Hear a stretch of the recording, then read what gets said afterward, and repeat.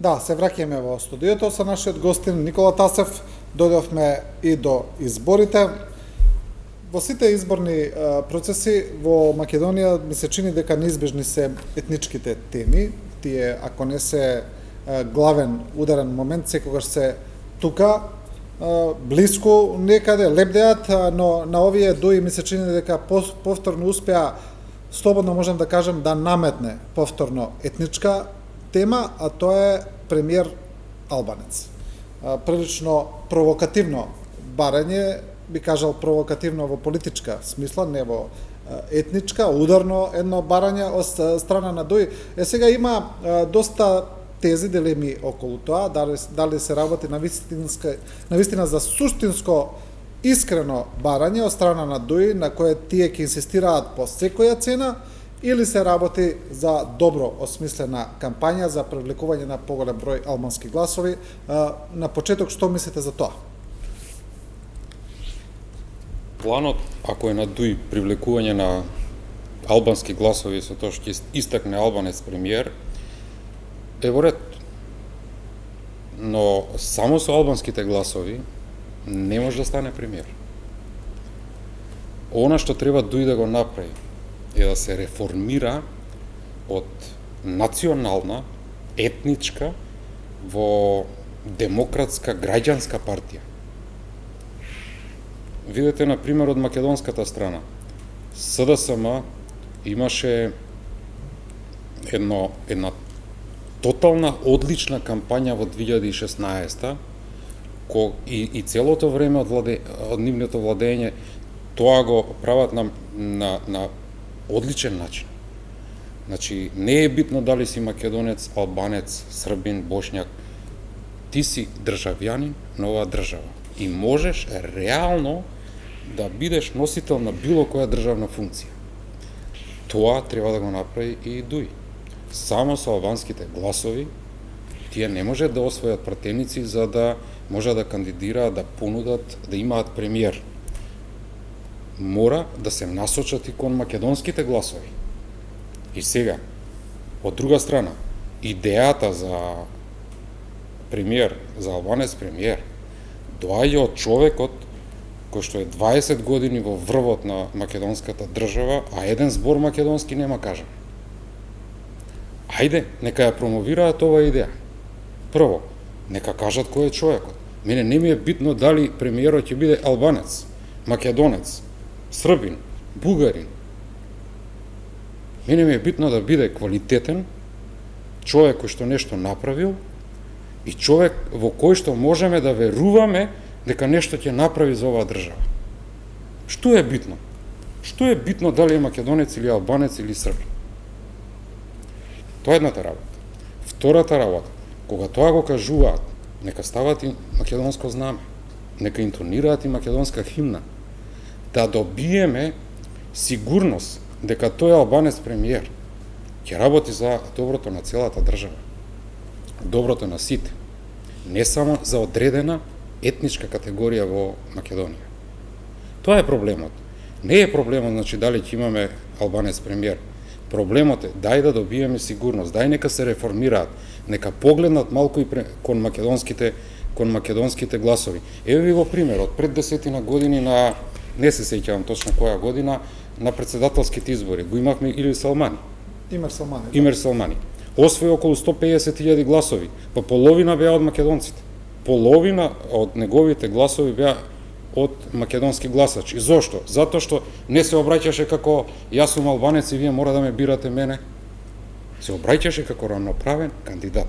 И доста веќе со таа етничка застапеност, доста со овакви проценти, токму заради тие етнички проценти и застапеност, доаѓаме и до ваква ситуација во државата. Дај да се отвориме, сите сме еднакви, сите сме во уставот исти. Сите сме граѓани на Македонија. Да, но сега Дуи се притиснати во една прилично, условно речено, незгодна ситуација за нив. СДСМ веќе направи предизборна коалиција со БЕСА. Тоа значи дека доколку СДСМ добие мандат да формира влада, БЕСА сигурно ќе биде дел од таа влада. Тоа веќе по некој автоматизам значи релативно помалку место за втората албанска партија, доколку доколку ја има во владата, секако бројките реално покажуваат дека треба да има. Тешко е СДСМ и БС да освојат 62 пратеника заедно. Таа втора партија доколку биде ДУИ, тоа е веќе помалце место за нив. Од друга страна притиснати се и од популарноста на Села, на господинот Села, на неговата партија, Алијансата на албанците и Алтернатива. Значи, они веќе одат во еден фронтален напад за повеќе гласови да освојат. Можеби затоа настапуваат со ваква радикална идеја, за која и самите останати албански партии опозицијски велат дека е повеќе гола пропаганда околку суштинска заложба. Па добро, ако погледнеме пред секои избори, ДУИ прави некаков маркетиншки трик, како што е овој сега. Имавме и консензуален председател, нели? Тоа име е на некој начин да се одвојат од останатите албански партии кои што не се толку конкретни кон тоа етничкото прашање, да направат нешто за да добијат што повеќе гласови. Мислам дека на ДУИ оваа игра маркетиншки не им требаше. Тие ќе ги добијат гласовите во албанскиот блок, затоа што од една страна во изминативе 3 години додека СДСМ баш многу и не работеше да ги исполни своите програмски ветувања, ДУИ кон албанците го исполни тоа што го вети. Двојазичност на целата територија на Македонија и албанец на една од трите високи позиции, председател на Собранието на Македонија. Останатите работи беа НАТО, Европска Унија и ДУИ може да излезе сега пред албанците гласачи и да каже дека тоа што го ветија го остварија и да ги побараат повторно нивните гласови. Дури, овој пат, јас мислам дека оние 30-40 илјади гласови, никогаш не дознавме колку се точно, во 2016 гласаа за СДСМ. Сега ќе отидат повторно на страната на албанските партии. Дали ќе отидат најмногу во ДУИ или ќе отидат и кај Алијансата, не знам точно, но знам дека СДСМ тие 30-40 илјади албански гласови ќе ги нема овој пат. Ќе ги нема на конто на својата партија, но очекуваат, претпоставам да ги добијат преку БЕС, затоа и коалицираат. Добро, во однос на тоа гледаме дека СДСМ и ДУИ влегуваат веќе во една позачестена препирка. Тоа се случуваше и пред корона пандемијата, доколку се сеќавате тие искричења. Сега и Зоран Заев отворено порача дека тој ќе биде кандидат, дека тој е веќе одреден за кандидат за премиер.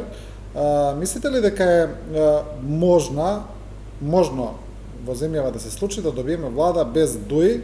Значи, прашањето е такво, бидејќи ДУИ е на власт, рече се 18 години, со еден мал прекин, мислече од 2 години, во владата во првата влада на Никола Груевски. Од 2006 и 2008. Да, 2006 и 2008. И, значи, рече си е невозможно да се замисли извршна власт без ДУИ.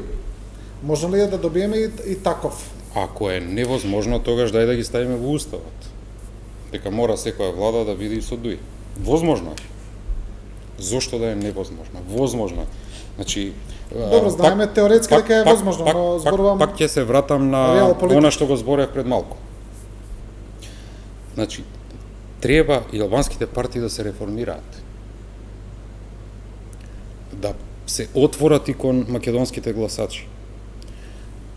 Тој етнички предзнак на партиите треба да го заборавиме.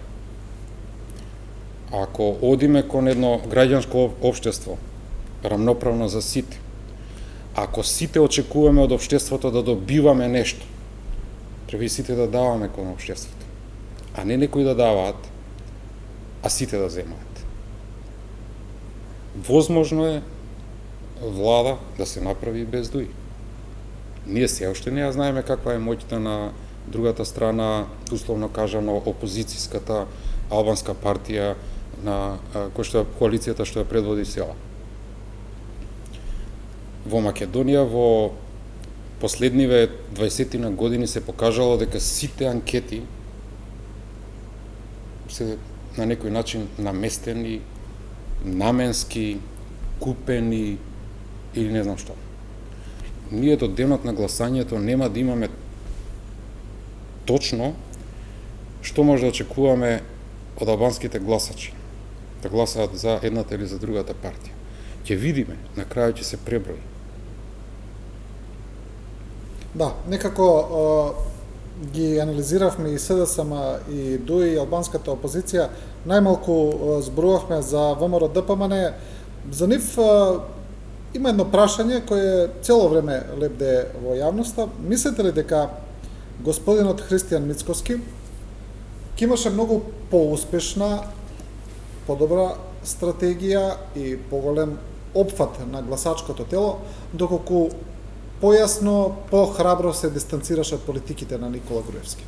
Доколку го направеше тоа поотсечно, дали можеше да добие поголем број на, условно речено, оние неопределени гласачи, кои веројатно голем дел од нив доби со кандидирањето, например, со професорката Силјановска Давко. Таа тежина од Никола Груевски, тој ќе чувствува и на овие избори. Јас пак ќе кажам дека неколку пати сум го повторил тоа и сум го напишал. Да го донесеа Никола Груевски од Будимпешта, да го врзеа пред фонтаната на седиштето на ВМРО ДПМН и масовно сите да го каменуваа, повторно во јавноста ќе кажеа, абе наместено е, договорено да го каменуваат, пак се со него. Тоа бреме ќе му тежи на овие избори. Ако успее да освои доволен број на пратеници за да направи влада, и ако како премиер се покаже дека не зависи од Никола Груевски, не било ова некаков измислен конфликт за да дојде на власт, тога ќе може да се ослободи од тежината на Никола Груевски. Но до тогаш и на овие избори и во кампањата очекувам од страна на противниците цело време да му се спомнува тоа дека е слуга на Никола Груевски. Добро, но за волја на вистината, ни господинот Мицкоски не е доволно јасен и прецизен во дистанцирањето од тие политики, а да не зборувам за кадрите кои се останати во партијата. Проблемот на Мицкоски беше... Веројатно дека можеби има и страф и од собствената база, како ќе изреагира. Проблемот на Мицкоски малку е поголем проблемот на Мицкоски во неговиот однос кон власта. Требаше да биде малце порешителен кога виде дека СДСМ не му оди, на СДСМ не му оди, требаше малку да настапи порешително и требаше да ги предизвика овие вонредни избори многу порано. Тоа ви е еден пример. Ако видите дека некоја кола, некој автомобил кој што го вози власта не функционира, вие не треба да чекате тој автомобил да зареѓа па да се земе нов. Треба да му помогнете тој автомобил да се уништи што е можно побрзо, затоа што штета е на целата држава. Грешките кои што ги правеше СДСМ требаше да се спречат многу порано. Тука ја гледам грешката на Христијан Мицкоски, што не побара избори, што не успеа да предизвика избори многу порано од сега. Ако беа изборите пред корона кризата, можеби и некаква политичка влада, па макар и да е од СДСМ, многу поуспешно ќе се справуваше со кризата и многу поуспешно ќе го водеше бродот Македонија низ овие тешки води. Погледнете го регионот. Значи, регионот многу добро се справи со кризата. Многу добро изменаџираа со кризата. Ние се уште тука се обвинуваме кој бил крив, дали народот, дали Најче Чулев, дали овој министер, дали тој министер. Тука треба да ги гледаме грешките на Мицкоски, што порано не предизвика состојба да се оди на вонредни избори. Да. Добро, немаме уште многу време до крајот, уште да речеме за две прашања. Вие како човек и од бизнисот, запознаат и со медиумскиот сектор и со кабелските провајдери, имавте една колумна во која тешко ја искритикувавте владата за онаа помош што беше понудена за националните телевизии. Генерално таа колумна беше одраз на нешто што се случува во изминативе 6-7 месеци. Нешто што се случува и пред корона кризата. Ако ќе ве потсетам на последниот ден кога се распушта се собранието. Беа донесени измени на законот за аудио и аудиовизуални услуги, според кој беше практично невозможно странските канали да се регистрираат во Македонија. Тоа се донесе на последниот ден од распуштањето на собранието и буквално сите кабелски оператори беа ставени пред шахмат, дека не можат веќе да регистрираат странски канали, но што е уште полошо, македонскиот граѓанин, тој што гледа телевизија преку кабелски оператори, а такви се 450.000 домаќинства, ќе добија на своите екрани комплетен телевизиски мрак. Целата работа ја менаџира од кабелските оператори со владата. На крајот на криштата се најдоа некакви начини да не настапи тој медиумски мрак, но целата ситуација беше испровоцирана од телевизиите кои што сака на некој начин да оценуваат владата и да добијат пари. Но владата, заради тоа што вети дека нема да дава пари на медиумите, како што претходната влада ги праеше, бараше начин како тоа да го направи. И на крај најдобра варијанта беше кабелските оператори да им платат на телевизиите. Тоа не е случај ниту во една држава од регионот. Тоа не е случај никаде во Европа на терестријални телевизии да се плаќа за кабелско емитување. Но сега има исто направено голем број на уредби со законска сила и јас се ви кажувам и најавувам дека најверојатно следната недела или ако не од неделата после тоа повторно кабелските оператори ќе бидат принудени да ги исклучуваат странските канали заради тоа што исто така остана на сила тоа да не можат веќе да се регистрираат странски канали. А знаеме дека сега дека немаме собрание, не може да се донесат закони, тоа е начин. Она што беше мојата реакција, дека владата на овој начин сака да ја придобие симпатијата на одредени национални канали заради тоа што доаѓаат избори. Не е тој начинот. Не е тој начинот да се удри по една индустрија за да се задоволат интересите на друга индустрија. Заради тоа што и телевизиите и кабелските оператори имаат заеднички непријател, тие се заедно треба да се борат против нелегалните IP телевизии, преку веб порталите, преку стриминзите, кои што ги убиваат и едните и другите. Жално е што владата во овој случај застана на страната на телевизиите заради тоа што ја гледа нивната моќ, затоа што им треба таа моќ сега за изборите. Од друга страна, моќта на кабелските телевизии е исто голема, затоа што ако се укинат телевизиите, џабе е што настапите на владата ќе бидат на телевизиите кога гледачите ќе не може да ги гледаат, затоа што преку кабелските оператори ќе бидат исклучени. Да се надеваме дека ќе се најде решение за овој проблем, пред се за доброто на граѓаните, тоа е најбитно, нели, тие се крајните корисници. За самиот крај, денеска 2 години од Преспанскиот договор, влеговме во НАТО, полноправна членка сме, датумот за преговори се уште го чекаме, конкретниот датум, нели, го добивме и тој начално. Како гледате од оваа перспектива на Преспанскиот договор, кога поминаа 2 години, како вчера да беше, нели, но сепак имаме некаков епилог, како гледате? Генерално беше нужна работа да се склучи Преспанскиот договор. Моето незадоволство е најмногу на тоа дека ние буквално како држава прифативме се.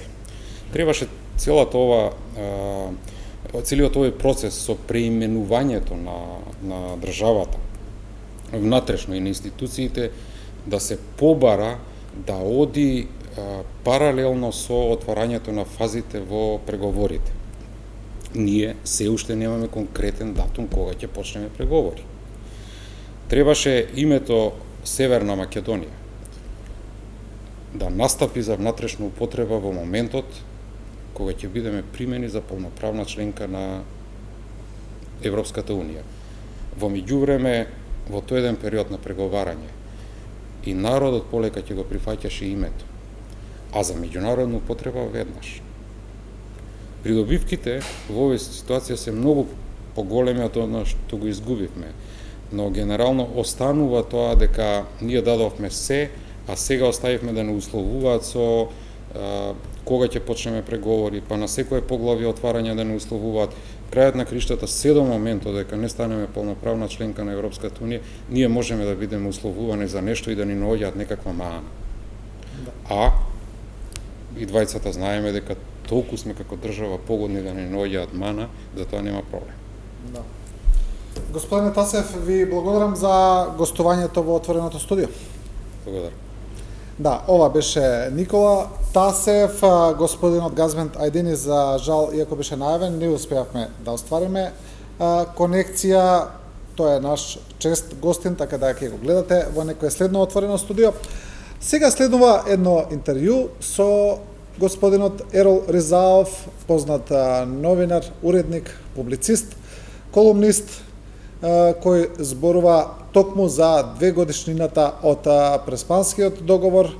Интервјуто го правеше колешката Лепа Џундева. Да го видиме интервјуто, потоа продолжуваме со отвореното студио со нашиот следен гостин, воено-безбедносниот аналитичар Милан Стефановски.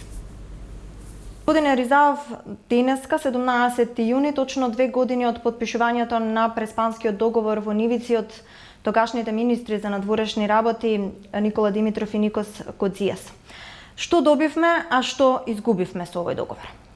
2 години се кратка историска дистанца за некои големи оценки, меѓутоа веќе може да се каже за некои резултати и некои проблеми што се појавија по подпишувањето на договорот. Значи, оно што е најважно и историски оправдано, дека сме на вистинската страна на историјата, е фактот што овој договор ги отвори вратите на добро соседство со Грција, која уште не е процес кој уште не е завршен, кој треба да трае и понатаму, и втората работа што ги отвори вратите на Македонија кон евроатлантските интеграции. Македонија стана членка на НАТО, Македонија оваа година ќе ги почне преговорите со Европската Унија и покрај известниот задршка што се појави со блокадата на Франција, која е веќе надмината. Сега, од овој момент па натаму, се зависи од нас. Се зависи од тоа колку ние ќе ги оствариме задачите, односно реформите што ќе се наметнат од Европската Унија во поглавијата кои во наредниот период треба да се завршат. Она што е другото многу важно, околу која имавме многу проблеми, многу расправи во државата, кои предизвика високи тензии, некојаш оправдано, некојаш сосема намерно политички поттикнато, играјќи се со чувствата на граѓаните. Тоа е фактот што Македонија го задржа суштинскиот дел на својот идентитет на името.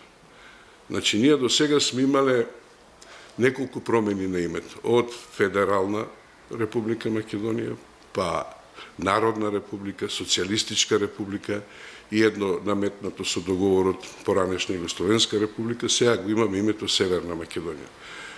Овие 2 години покажа дека идентитетски последици во Македонија нема. Националната припадност на македонскиот народ е задржана. Никој не си го смени националната припадност, нито околу тоа имаше некаква размисла или колебање, туку напротив се зајакна чувството со договорот што го подпишавме со Преспа, особено со одредени предупредувања и големи расправи што се појавија во Македонија. Македонскиот јазик исто така, тоа страшило што беше наметнато во делот на идентитетот, не се оствари. Македонскиот јазик се уште повеќе се афирмира во светот и уште повеќе се почитува, и тоа е во индоевропската група на јазици признат легитимен јазик. Така да, од тој аспект не гледам веќе никакви проблеми, дури и опозицијата која овој проблем го искористи. Добро, да прикаже една ситуација дека во Македонија се е изгубен идентитетот, изгубена историјата, се види дека не е точно. И она веќе ова прашање не го проблематизира како што го проблематизираше тогаш. Сега веќе е подготвена да ги прифати сите договори и да ги спроведува доколку дојде на власт. Тоа беше една позиција на расправа која ветуваше дека ќе предизвика големи негативни последици. Значи сега имаме многу поголеми проблеми. Да знаете, значи секогаш последното гајле е најголемо гајле. Значи ние сега имаме други гајли. Ова што следува понатам во Македонија ќе биде исклучително значаен период во спроведување на реформите кои пред малку ги спомна под 35 или 6 поглавија и особено оној реверзибилен дел што го наметна Франција, значи ако нешто не е успешно, треба да се враќа. Искуствата на другите земји кои влегнаа во Европска унија, од целиот исток, за таа железна завеса, покажува дека имаат огромен напредок. Сакате видите ја Словачка, сакате видите ја Чешка, сакате видите ја Полска, сакате Словенија, сакате Бугарија, сакате Романија. Без оглед кој колку, дали со некој протекционизам или заслужено или незаслужено влегнал во Европа, ние што сме повозрасни многу добро ги паметиме состојбите кај нашите соседи и во Бугарија и во Романија и гледаме колкав е нивниот напредок. Сегашните генерации може да не се задоволни од Европа и да не ги добиле тие очекувања кои мислеле дека ќе ги добијат тие привилегии и тие позиции во Европа, но тоа се веќе повисоки стандарди на размислување на тамошното население. Ако се подсетиме каква беше Бугарија и Романија пред 30 или 40 години, кои беа буквално и зад Југославија и зад Македонија, по својот развој и во областта на демократијата, и во владење на правата, и во економијата, ќе видите сега дека тие се далеку пред нас. Нашето заостанување на патот за Европа, покрај блокадите што ги имавме од соседите поради тој договор, добар дел од вината лежи и кај нас, поради нашите амбиции политички да измислуваме пославно минато од она што го имаме. Значи, културното наследство на антиката припаѓа на сите граѓани, на сите држави што биле во тоа време. Меѓутоа, присвојување на дел од истории е големото злосторство што се направи во оваа држава и за што се фрлија огромни средства. Сега, она што е клучно, што го направија сите земји кандидати во преговорите, е консензусот меѓу големите, односно меѓу политичките партии, релевантни, да тие преговори не бидат предмет на меѓусебни расправи во делот на политички поени, туку да бидат расправи кои тоа побрзо и подобро ќе го заврши. Значи, тоа е нашата иднина европеизацијата на Македонија. Ја кога употребувам зборот европеизација, не мислам само на членството. Членството може да биде и за 6, и за 8, и за 10 години, во зависност од нашата подготвеност за реформите. Меѓутоа, европеизацијата може да трае 100 години. Тоа е да се прифати во свеста еден европски дух, да се прифати една европска демократија, иако сите сме свесни дека и во Европа не тече сега мед и млеко во тие домени, има исто така големи проблеми. Меѓутоа, Европа е таква напредна творба на светот, на најнапредниот континент во делот на демократијата и таа секогаш кај што има образовани и разбрани луѓе, ќе ги најде своите решенија. Може да талка, може да еден извесен период да се изгуби, меѓутоа иднината е на тоа. Ја често ја спомнувам Латинка Перовиќ, една исклучителна историска личност на Србија, која се спротивставила во неколку ситуации во еден поригиден еднопартиски систем, кога сме имале на големи авторитети, вклучувајќи го и Тито.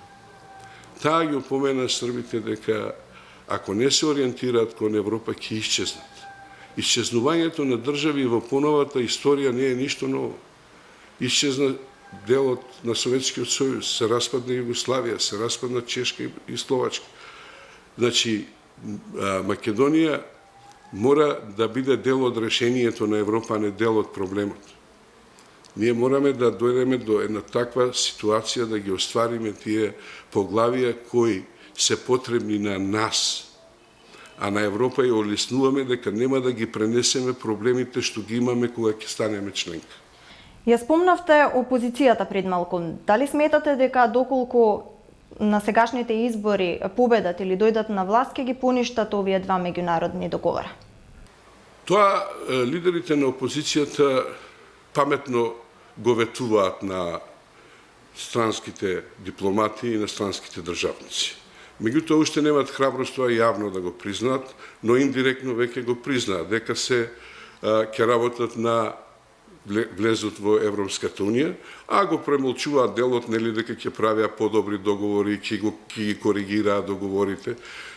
Тој делот, преспанскиот договор веќе не се полемизира и не се проблематизира. Сега е актуелен новиот проблем со Бугарија, околу признавањето, како што велат нашите соседи Бугари, на реалноста и околу историскиот дел. Со јазикот мислам дека тоа е само еден наметнат политички проблем за своите потреби на Бугарија, а другиот дел што се однесува до историја, мудри и паметни луѓе може да најдат многу решенија. Има многу историски личности што припаѓаат на повеќе народи или што му припаѓаат на светот. Чиф и Ајнштајн. Ајнштајн е евреин, роден во Германија, американски научник. Чиф е Никола Тесла, роден во Хрватска, србин, американски научник.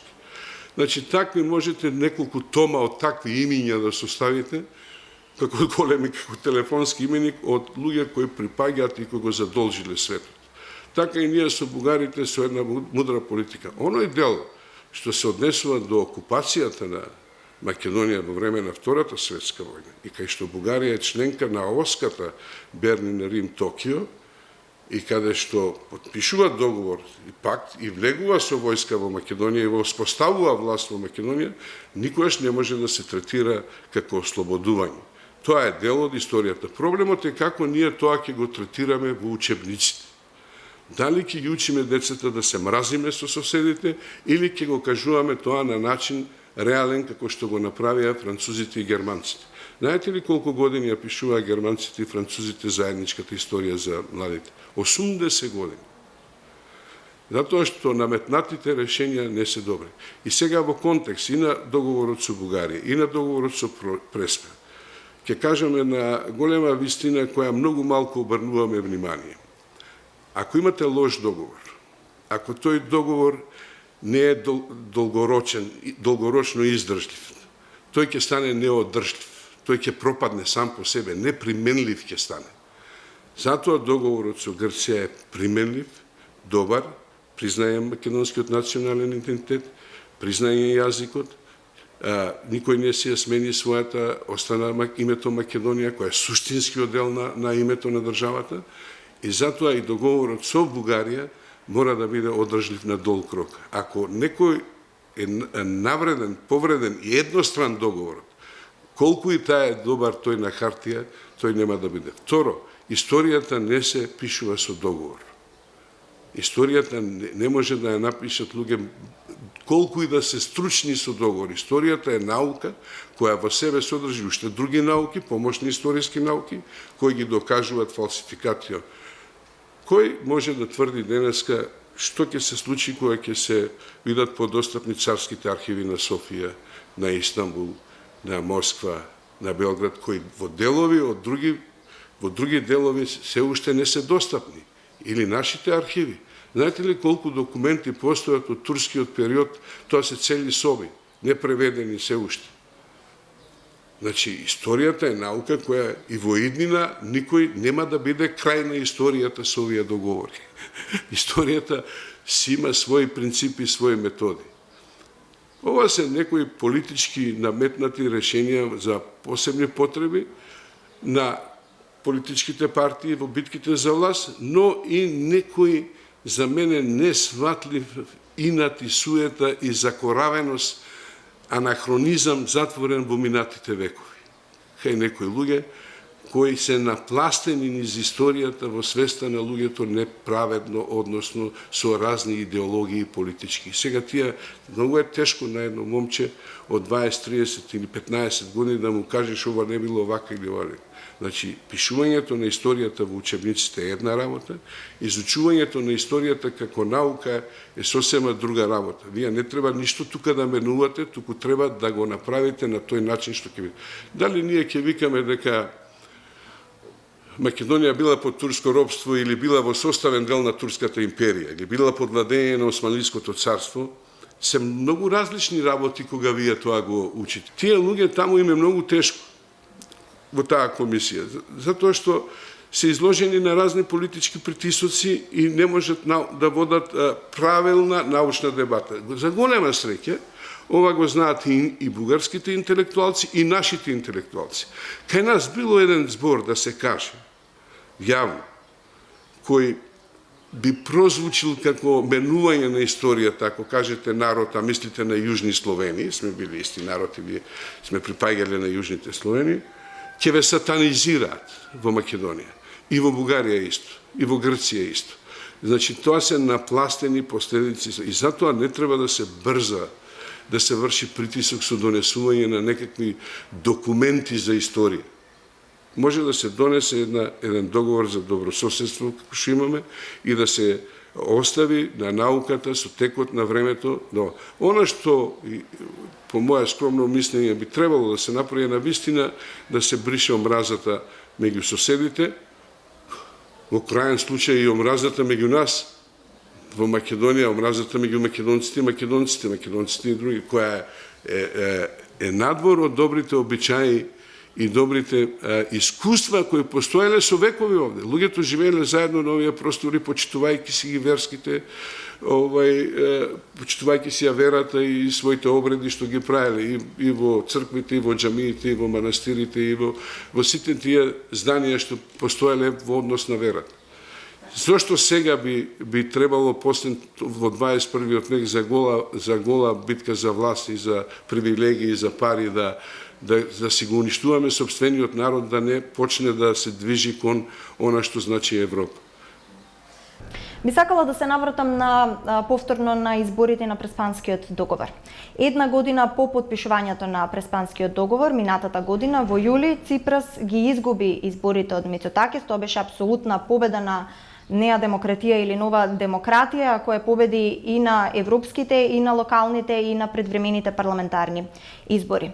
Токму една година подоцна, повторно во јули, оваа година имаме предвремени парламентарни избори во Македонија. Дали сметате дека Заев ќе ја подели или го следи иста политичка судбина како и Ципрас? Во Ципрас многу јасно кажа уште од првиот момент дека цената на овој договор е спремен да ја плати во Грција на политички план. Меѓутоа, цврсто застана дека е направената страна на историјата што е направена на ваков договор. Реакциите и во Грција и во Македонија кај делот од јавноста што не се согласува, обично кај десничарските и крајно десните партии, беше скоро идентично. Значи, подеднакво незадоволство. Или што вика Меркел, добар е договорот кога има подеднакво незадоволство, или ако политиките сакаат тоа да го направат, да биде подеднакво срекни на двете страни. Меѓутоа, во Балканот подеднакво срекни нема. Значи, имаме подеднакво. Меѓутоа, Ципрас не ги загуби изборите само заради договорот со Преспа. Тоа треба да биде јасно, иако тоа често знаат нашите да го препишат на тоа. Они си имаат своји внатрешни односни релации. Ципрас влезе во период на длабока економска криза во Грција, кога се направија големи остапки и се поништија големи привилегии на грците кои ги имаа во однос на западноевропските земји, со помалку работа да се добијат повеќе пари, кредити и така натаму, презадолжена, но процесот на поправање на економските состојби пак го почна Ципрас баш со тие болни реформи што ги наметна во државата. Ципрас е млад и паметен политичар и Јас верувам дека тој ќе се врати на политичката сцена. Он е присутен на политичката сцена, но тоа ќе се врати. Но тоа е веќе нивна работа. Македонија на овие избори, јас реков да чукнеме во дрво 3 пати и малку да чукнеме во своите глави. Вреди да се размисли овој пат добро која е перспективата и кои се тие структури што можат побрзо да ги убрзат процесите кон Европската Унија. Дали тие што ја кочеа оваа ситуација со години, трагајќи по историја античка и трошејќи огрони, или тие што смогнаа сили храбро да донесат болни одлуки и да ги почнат европските процеси. Има работа за сите. Ова ќе потрае со преговорите. Така да ќе се менат можда и 2 и 3 влади додека оваа работа не се заврши. Главно е, ќе повторам, дека релевантните политички партии и добрите лидери на политичките партии ще тоа да го направат порано, меѓутоа сега не знам каква ќе биде ситуацијата после изборите, какви пазарења ќе има, бидејќи резултатите најверојатно ќе бидат тесни. Тие мора да меѓу себе да склучат договор дека нема расправа и злоупотреба за поглавијата и наметнатите задачи од Европската Унија. Ако вие денеска треба да решите еден болен проблем кој е наметнат од Европската Унија, кој е применет кај сите држави, а ви се спротивставува опозицијата и од тоа прави политички капитал, вие тој проблем тешко ќе го решите. Да, тоа беше интервјуто со господинот Ерол Ризаов, благодарност до него и до колешката Лепа Џундева се разбира, а ние како што веќе најавивме се враќаме во студиото. Наш следен гостин е господинот Милон Стефановски, военно-безбедносен аналитичар. Добра вечер. Добро вечер, благодарам. После подол период повторно да се видиме и да дискутираме за убави теми. Да, се разбира, имаме повод и како корона пандемијата, веќе кажавме, се претвори не само во здравствен, туку и во социоекономски, но и безбедносен проблем, предизвик, глобален. Не е само нашата држава, се е интерконектирано, се е поврзано, последиците се чувствуваат секаде, тие се брановидни, се прелеваат, се пренесуваат. Кажете ми да почнеме прво од нашата држава. Како гледате како државата се справува со пандемијата, се разбира не само здравствен аспект, туку од аспект на кризниот менеджмент, како се менаџира целата состојба која некако сега граѓаните, барем ми се чини дека имаат перцепција дека сега излегува од контрола за разлика од првиот дел, условно речено, на пандемијата. Да, благодарам на прашањето. Вака, сега, ова е најголемата глобална закана, значи она светските аналитичари кои во моментов пробуваат да го дефинираат овој глобален проблем кој е разорен, кој уништува на некој начин буквално се, вие убаво спомнавте, не станува збор само за здравствена криза, станува збор за социо-економска и безбедносни кризи, импликации врз безбедносни идни безбедносни предизвици. Ако тоа е глобален проблем, не знам дали би било во ред ние да дефинираме колку една држава добро, успешно или неуспешно може да се справи со ова здравствена закана, но еве ајде да анализираме од аспект на тоа дали ние ги воведовме оние така наречени задолжителни здравствени мерки. Зборам во контекст на во активирањето на кризниот менеджмент. Мислам дека тој недостасува во овој сегмент. Што подразбира под кризен менеджмент? Тоа подразбира да ние имаме ефективни закони. Најчесто тие се законот за вонредна состојба и законот за кризен менеджмент. Законот за вонредна состојба ние го немаме. Значи ние имаме само во уставот детерминирано еден член кој образложува кога би било прогласена вонредна состојба. Во тој контекст, например, успешно се справуваат земјите како Германија, како Полска, како Данска, земји кои веќе го имаат разработено законот за вонредна состојба и преку прецизни одредби и преку прецизни механизми успешно се справуваат со оваа здравствена пандемија. Во делот на кризниот менеджмент Оно што недостасува е тоа што веројатно можеби ќе требаше да се оформи едно тело кое би требало да биде тело на професионалци, на експерти, за да ваква случка како кај нас, бидејќи нели ние сме односно во изборен период, да не се гледа низ призма на политички маркетинг. Се доби впечаток во општеството дека зголемувањето на бројот на заболени се гледаше низ една политичка слабост и намалувањето на бројот на заболени се гледаше низ еден политички триумфализам. Во тој контекст, затоа е предвидено во некои закони за вонредна состојба за кризен менеджмент да не таа политика компрометира системот, да преземат луѓе кои имаат професија да се занимаваат со кризен менеджмент и тогаш се поставуваат едни сосема други протоколи, тогаш се воспоставува систем на еластичност на сите ресурси што ги има државата. Во смисла се концентрацијата на заболени сигурно не може да биде само во градска болница или инфективна клиника. Ние поседуваме многу добри ресурси во Лешок, белодробната болница или во Јасеново во Велес. Значи, тој систем каде што може да се случи еден здравствен колапс, да биде по процес на развлекување во другите градови, за да не се компрометира оние здравствени проблеми што ги имаат луѓето, например хронични заболувања, операции и така натаму.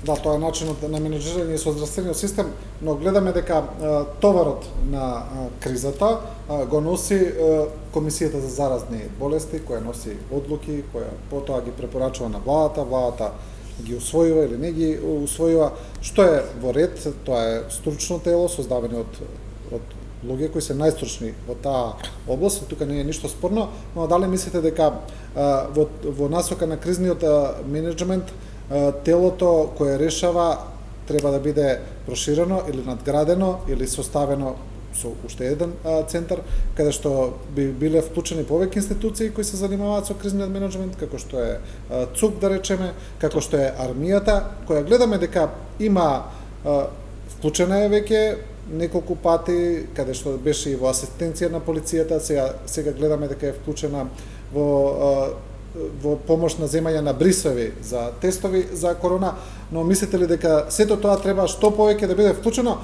бидејќи онака народски речено, поголема криза од оваа тешко да има. Значи кризава е навистина сериозна и голема. Затоа бараат и сериозниот одговор. Она што спомнавте вие, тоа тело, конкретно например во Полска, таму постои агенција за кризен менеджмент. По таа агенција, кога ќе се случи криза или пандемија или природна непогода, веднаш се активира системот за кризен менеджмент и тогаш делови нотирани во тој закон од полициските структури, од армиските структури, од економските ресори, од здравствените ресори доаѓаат под капа на таа агенција и таа агенција менаџира. Во таа агенција има и комисија за заразни болести, но има и комисии кои превенираат и други опасности. Оваа криза не само здравствена, оваа криза наметна и социјална криза, и економска криза, ќе наметне и безбедносна криза. Ви видите дека транзитот на бегалци повеќе или помалку не застанал. Имаме проблем исто и во Италија, организираниот криминал преку кризата сака да испере одредени сума на пари. Денеска Турција направи војна операција во Курдистан. Затоа јас велам дека таа агенција ќе воспостави модалитети каде што ќе бидат прецизирани тие компоненти која институција каква активност има. Вие рековте, ја спомнавте армијата. Армијата се помага во делот на брисеви. Токму заради тоа што таа не е предвидена во таков систем на кризен менеджмент, кои се нејзините задачи? Ако таа претходно утврдена има дека во законот за водена состојба или во законот за кризен менеджмент, бидејќи ние имаме и во делот на преговорите што ќе ги следиме со Европската унија и да не заборавиме дека сме земја членка на НАТО, ние сакаме неќеме ќе мораме да го подигнеме тој систем.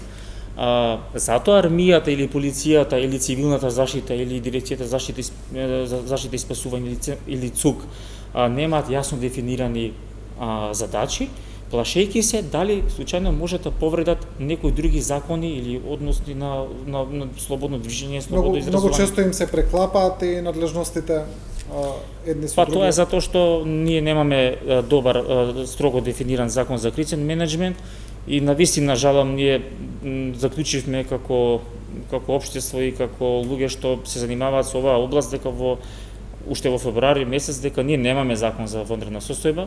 Ние 3 месеци се занимаваме кога ќе има избори и не слушнав дека некој од фелата седнал и почнал да го подготвува тој закон за вонредна состојба.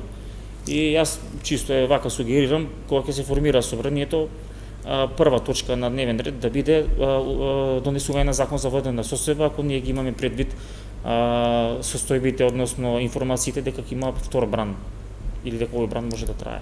Да, добро, она што можеби незабележано прилично помина во овој период, мислам незабележано во смисла дека не е толку акцентирано, а тоа е дека ние оваа пандемија, оваа криза ја дочекавме како полноправна членка на НАТО.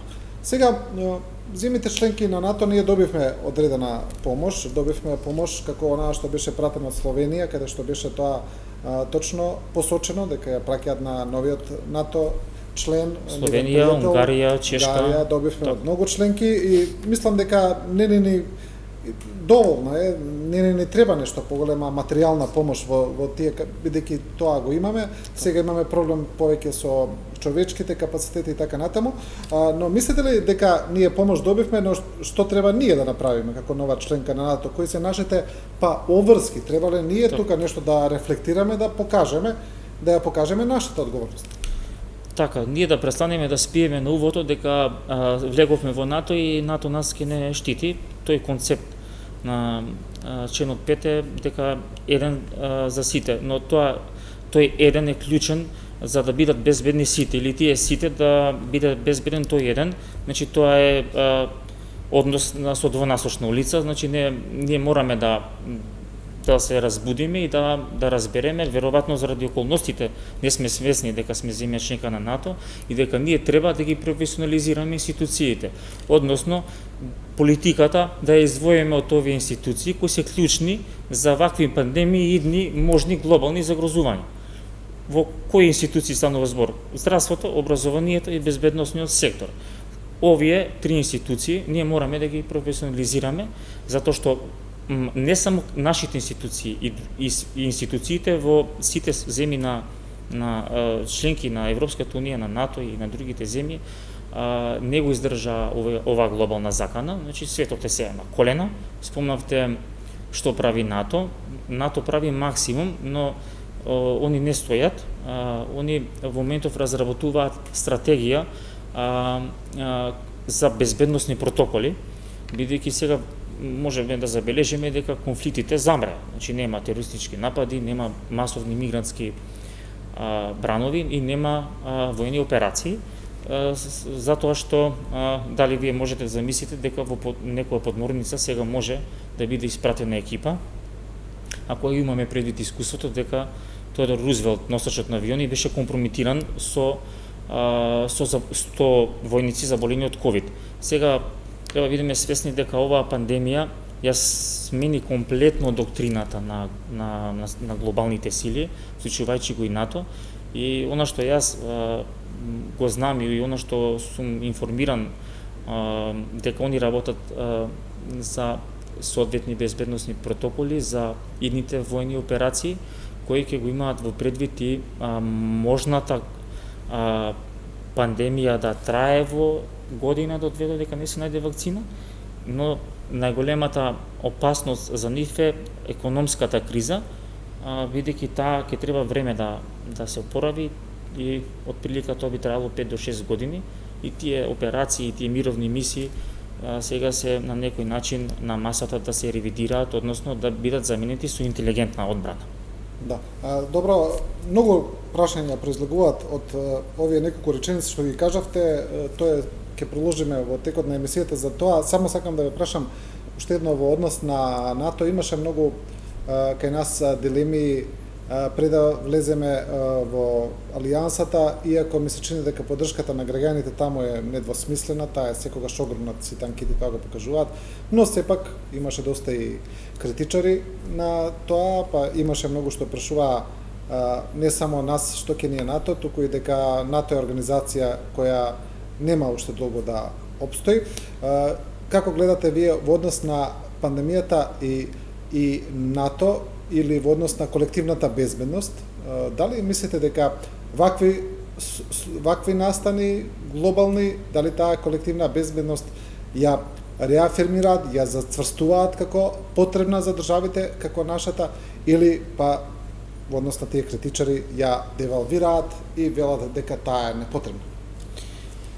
Така, добро, различни мислења во општеството, добро е што доминира перцепцијата дека ние треба да бидеме и сме земја членка на НАТО. Имавме можеби несреќни околности да станеме земја членка на НАТО врз база на политички договор кој нели ние како луѓе што живеат во оваа држава сме повеќе или помалку среќни или несреќни со тоа што членството на НАТО беше поврзано со постигнување на еден тежок компромис. Но оно што ќе каже дека НАТО ќе се распадне, веројатно не ја знае добро стратегијата на НАТО, доктрината на НАТО и со што НАТО се занимава.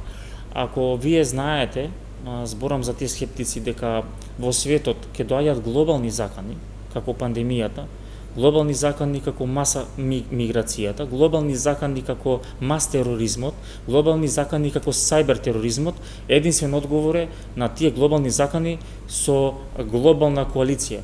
Најмоќната глобална коалиција сега е НАТО пактот. Значи, јас не би разговарал дали ние треба да бидеме членка на НАТО. Замислете, ние да не бевме се членка на НАТО и да немавме таа помош од НАТО. Не само за пандемијата, да видиме еве во однос на мас миграцијата или во однос на тоа на размената на информациите за сите тие деструктивни сили кои сакаат на Балканот да се позиционираат. Несомнено дека НАТО ќе зајакне после оваа пандемија, тие работат на овој момент да ја прифаќаат, значи зборам НАТО структурите и НАТО бирократијата, не жалат денеска дека има пандемија, туку ја гледаат пандемијата како нова можност, каква стратегија и доктрина ќе воспостават. И ние можеме да видиме дека во многу модерни земји членки на НАТО, они употребија нова технологија за контрола на полицискиот час, односно на модерната состојба, и преку нови технологии да го следат ограничувањето на движењето на луѓе кои веројатно се со самоизолација, се контаминирани од вирусот, а преку нова технологија и преку дронови може да забележат колкава температура има луѓето кои се движат на улиците, дали имаат температура. Зборувате за контрола на луѓето кои се во изолација, кои се во карантини, кои апсолутно, значи видете, НАТО, да збориме што конкретно НАТО, тоа фали во дискусија во општеството. Ние премногу се оптеретуваме дали изборите ќе бидат на 15 или на 5. Ние треба да направиме емисија и вие како новинари и општеството што е НАТО. НАТО мислат дека е само пакт, а не знаат дека тоа е една силна организација која ги превенира не само војна, туку и политичка, тоа го забораваат. Многу политичка, вие не можете да имате политичка стабилност ако не сте војно стабилен. Посебно во регион како што сме ние, на Балканот. Значи ние се уште сме во стратегијата на големите сили дефинирани како нестабилно подрачје, бидејќи таква ни е, зборам компletно на Балканскиот полуостров, значи таква ни е геополитичката географија. Значи ние сме транзит и на мигранти, на организиран криминал и на наркотици, и тоа бара исключително да бидете посветени во безбедносниот систем. Да. Кога зборуваме за светските геополитички, геостратешки односи, вие велите НАТО ќе биде посилно после оваа корона пандемија, тие веројатно работат на тоа. Гледаме сега дека последно што се случи во однос на бранувањата натре во алијансата е најавата на претседател Трамп дека ќе повлече одреден број на американски војници од Германија, и сето тоа продолжува во однос на она барање за зголемување на процентот на GDP за одбрана на Германија кој го бара американскиот претседател. Како ги гледате тие искричења во однос на статусот на НАТО? Така, НАТО е силен и моќен затоа што внатре членуваат земји членки кои имаат силна економија. Оваа пандемија ќе ги рани, односно ќе ги опустоши слабите економии, слабите политички системи и најверојатно ќе ги редефинира. НАТО сигурно нека ќе настрада, зборам за НАТО за сите 30 членки, но таа може да биде посилна бидејќи има ресурси, има економска моќ и има стратегија. Во делот на претседателот Трамп и он така во однос на НАТО како систем И на неговиот однос кон НАТО, да. Он го искритикува делот дека не сите соодветно учествуваат во буџетот. Веројатно сакаше да покаже силата на новата американска администрација, односно новата американска надворешна политика, за да се наметне како авторитет. Он наговести дека американските војници ќе ги повлече од Германија, но наговести дека и американските војници од Ирак и од Сирија ќе ги повлече, но тоа не е желба на претседателот на една личност или на тамошниот систем, тоа е димензионирано во НАТО, односно и во НАТО стратегијата и во стратегијата на Соединетите американски држави, дека концептот на воспоставување на војни бази со војници ќе биде заменето со интелигентна одбрана и најверојатно се должи на неговата на некој начин предизборна реторика дека ќе повлекуваат дома војници не е искрена, станува збор за стратегија на НАТО војниците да бидат заменети со интелигентна одбрана. Преска ги напоменавме во однос на користење на дронови, користење на разузнавачки информации, користење на сателити и така натаму. Добро, од друга страна, инсистирањето на претседателот Трамп за зголемување на GDP-то за НАТО, за земјите членки, резултира со драстично зголемување на повеќе земји кои тоа го прифатија, па така сепак после тоа НАТО е многу посилно него пред неговото инсистирање. Тоа е, мислам, прости економски параметри, има повеќе пари во алијансата. Сега може да биде проблем оваа економска криза што ќе следи, но затоа они сега редефинираат стратегијата, трошоците ќе ги намалат, затоа што они имаат исклучително големи трошоци на мировните, односно корпусите кои се на меѓународни мисии и тие војници ќе бидат повлечени, ќе бидат во функција така наречена интелигентна одбрана, каде што ќе бидат заменети со дронови, со разузнавачи, ќе се подпрат на тамошните домашни сили и така натаму. Да. Она што има доста интересни тези сега за оваа корона пандемија, теории на заговор, секакви анализи. Има дел од оние, јас не би ги нарекол аналитичари, туку повеќе мислители во насока на светските односи, во однос на еден кој малку на филозофски начин пристапуваат кон настаните. Па тие правата споредба, каде што велат дека на еден одреден период се случуваат глобални конфликти, некогаш се светски војни, некогаш не се наречени светски војни, но се на еден поширок географски простор. Па така тие велат ние немаме трета светска војна, тешко би можела да се случи, бидејќи во неа речиси сигурно би се употребило нуклеарно оружје, тоа би значило крај за сите, па тука е тоа одвраќање да се почне воопшто таа трета светска војна, но затоа еве сега го имаме овој настан, една глобална пандемија која не е војна закана, не е војна конфликт, но многу е побисвено. Економските ресурси, она колку чини економски корона пандемијата може да се спореди можеби и со светска војна. Па сега тие велат светските војни обично ги редефинираат односите на големите сили, така се случувало до сега. Дали мислите дека корона пандемијата, доколку направиме на паралелна дека е некаков глобален конфликт, дали и оваа пандемија можеби ќе ги редефинира односите? Така. Ние практично живееме веќе во редефинирани односи на глобалната моќ, дистрибуција на глобална моќ. Дали е потребна војна или пандемија, сега веќе не е важно.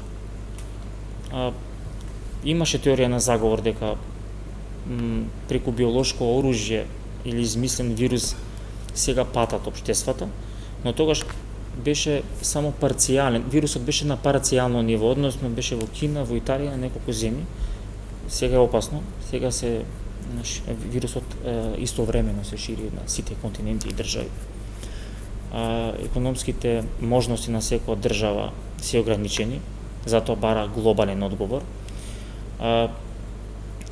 Значи сега практично непозната аксиома е, но е легитимна да се размислува за постпандемиски период или сакаат неколку аналитичари светски да кажат дека станува збор за нов алтернативен свет или новиот свет.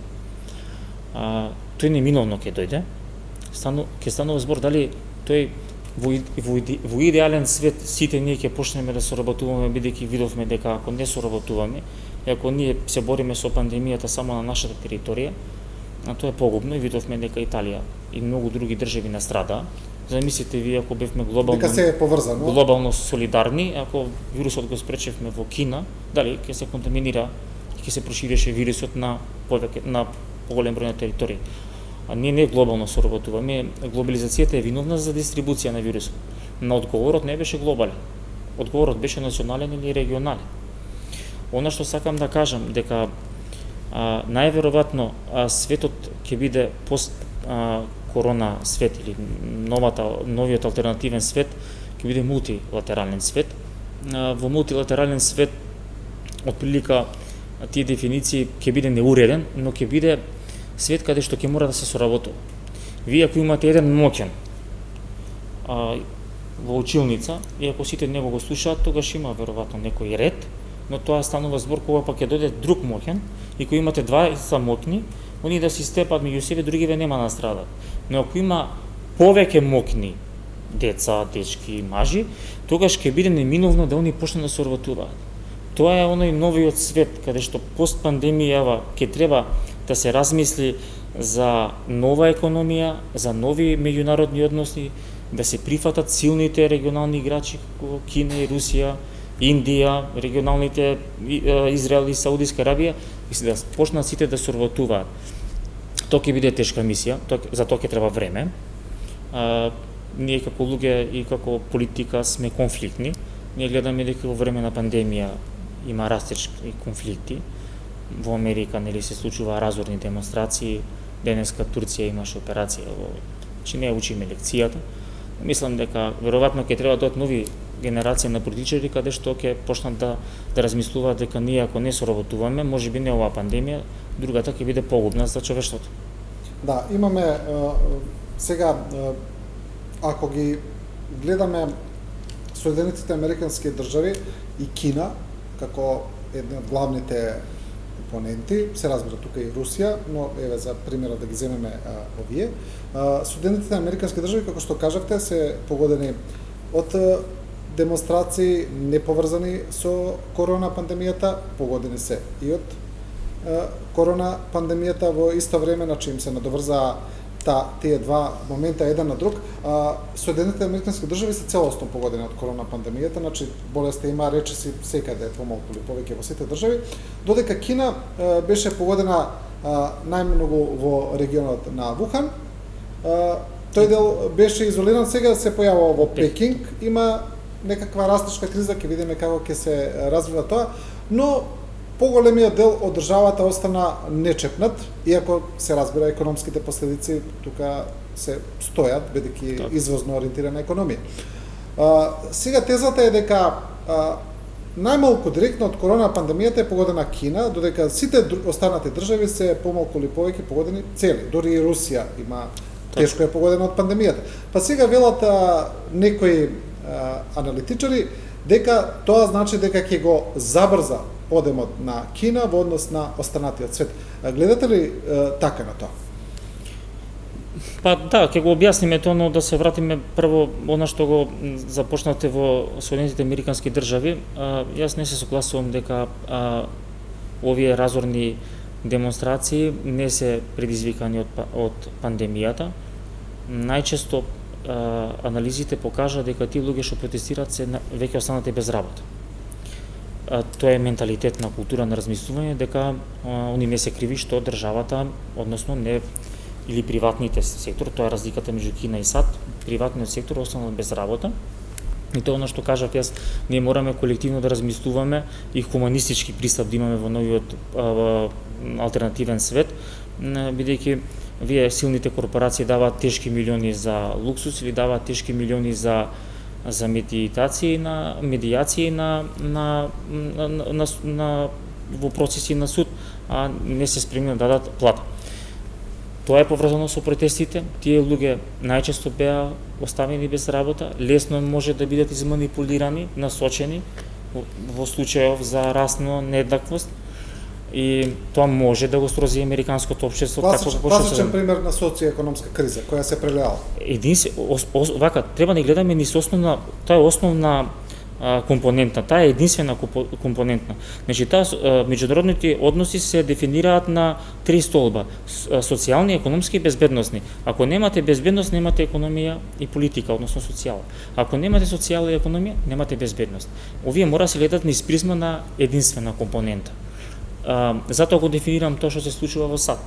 Во Кина е различен политички систем, таму можеби да се кријат бројките, таму можеби да воспостават систем на репресивни мерки.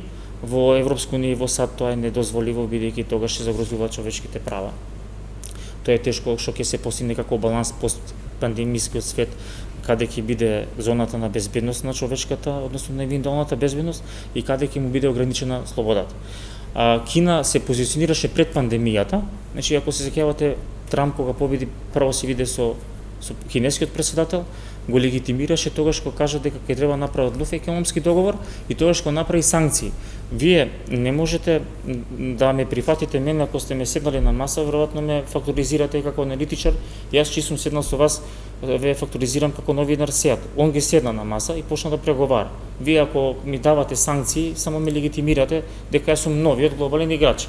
Кина несомнено се позиционираше 2 до 3 години пред пандемијата како силен економски играч кој почна да диктира во зона на интерес каде што се студира со САД, тоа е во информатиката, во дигиталните можности на дигиталната економија, која пак ќе биде основа на развој во постпандемискиот свет. И тоа е вашата теза дека Кина веројатно ќе има голема предност бидејќи има развиена дигитална економија, многу посилна од другите земји. Да, паралелно развиваат многу и во војната технологија, значи напредуваат со тие се секако зад САД далеку, но сепак одат со джиновски чекори напред. Па видите, тоа е поврзано, тесно поврзано. Вие која нете економски, кога сака да станете глобален играч, вие мора да инвестирате во војни ресурси за да војно доминирате на тоа подрачје каде што сакате да имате влијание. Да не заборавиме, Кина инвестира многу и во зелена енергија.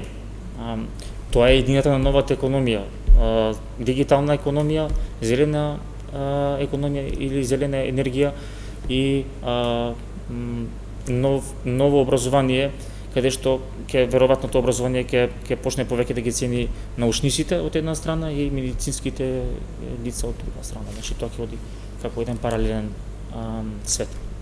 Да. Што мислите во однос на она, имаше многу анализи за тоа како излегал вирусот, како се создал, тоа се разбира веќе повеќе научни анализи каде што дебатираат вирусолози, биолози и така натаму, но имаше и тези дека тоа е бидејќи по своите чудни неприродни карактеристики тие ги објаснуваат се експертите, ние не сме експерти на тоа поле, кажуваат зошто тие не се типични, туку се атипични, и токму тие карактеристики ги наведуваат дека вирусот не е природно создаден, а тоа значи ако не е природно создаден, дека е создаден со некаква намена. За каква намена би можеле да создавате вирус? Мислите ли дека, што мислите за тие теории, дека може би е создаден како некакво биолошко оружје и дека е пуштен намерно или ненамерно? Така. Веројатно тоа е плод на една од најидни можни загрозувања во светот, тоа е лажните вести. Во ред еве да земеме теза дека некој направил биолошко оружје кое е толку многу отпорно, која е целта да се постигне со тој вирус? Ако вие сакате да доминирате над некого, тогаш нема се само повредите вие. Че вие ако повредите цела економија која меѓусебно зависна, тогаш паѓа во вода тезата дека тоа е биолошко оружје. Затоа што вие не можете да бидете силен ако ги поразите другите. Чи еве да дојдеме до една теорија на заговор дека таа Кина го направила ова биолошко оружје. Кина не може да биде силна ако САД и Русија се слаби или остатокот од светот крахира економски. Таа е меѓународно, односно денеска комуникацијата е глобална, значи Добро, американските званичници и директно обвинуваат дека е пуштен как случајно. да, но после Дека не било намер. ретерира па кажа дека немало соодветен одговор, дека информациите Кина према СЗО за Тајле, средства за засилна организација за Тајле, ако они го имаат тоа како информација, би требало да го објават, затоа што тогаш веројатно побрзо ќе се бара некоја вакцина или лек. Да. Добро, за крај, како последно прашање, дали мислите дека оваа пандемија ги ослабна или ги засели капацитетите на светот за одговор за ваков сличен настан, за ваква пандемија или можеби уште полоша? Така. Дали ќе бидеме поподготвени сега? Да. Јас вака би дал илустративен пример. Значи човечкиот мозок функционира тогаш кога тој е притиснат, тогаш кога он страда и тогаш почнува да размислува, станува креативен за соодветен одговор. Но за да дојде тој одговор, мозокот треба да страда, односно телото треба да страда. Во моментов светот страда, неминовно и многу тешко, но кризата може да се победи тогаш кога ние ќе прифатиме дека таа е можност и дека некаде имаме сгрешено, а гледаме дека многу имаме сгрешено како зборам глобално општество, и да најдеме соодветен одговор пост пандемијата, да креираме систем кој ќе превенира пандемија и ќе биде отпорна, а за тоа треба малце време, така да сигурно општеството и глобалниот систем ќе стане појак, затоа што нема друга алтернатива. Светот секогаш страдал, но светот секогаш и човештвото се воздигнувало. Да, тоа е веќе еден глобален систем за преживување. Што би се рекло, господин Стефановски, ви благодарам за учествието. Благодарам и на вас, се гледам. Со ова гостување го завршуваме и вечерашното отворено студио. Почитувани гледачи, ви благодариме на довербата, на вниманието. Се разбира, во овие тешки времиња останете со добро здравје и следете ја програмата на Телевизија 24.